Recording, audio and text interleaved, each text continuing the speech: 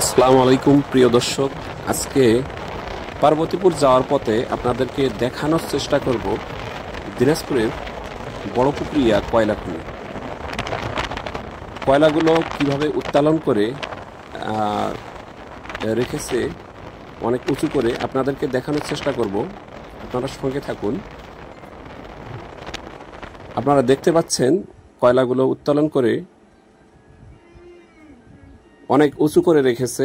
আর এই বর্তমান সময়ে তাপমাত্রা প্রচণ্ড, তাপমাত্রার কারণে যে কোনো সময় কয়লাগুলো তো দুর্ঘটনা ঘটতে পারে। এই জন্য তারা সব সময় কয়লাগুলোতে পানি দিয়ে ঠান্ডা করে রাখার চেষ্টা করে। হয়তোবা ভিতরের সাইডে ঢুকলে আপনাদেরকে দেখাইতে পারতাম।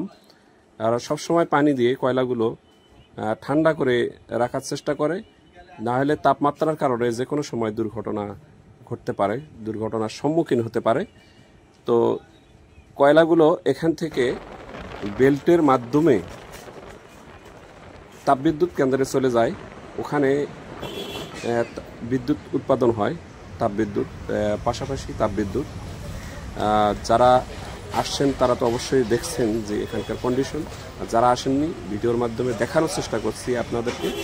এখানে পার্বতীপুর কয়লা খনির, বড়পুকুরিয়া কয়লা খনির এখানে যে মোড়টা আছে, মোড়টার চিত্র আপনাদেরকে একটু দেখানোর চেষ্টা করব। এখানে আসলে দেখতে পাবেন রেল লাইনের পরে এখানে আপনাদেরকে যদি মোড়টা একটু দেখাই, এই রাস্তা দিয়ে প্রতিনিয়ত সবসময় লোড গাড়ি যাতায়াত করে, কিন্তু রাস্তার কন্ডিশন খুবই খারাপ। এই রাস্তার কন্ডিশন খারাপ থাকার কারণে যে কোনো সময় দুর্ঘটনার সম্মুখীন হতে পারে এই গাড়িগুলি।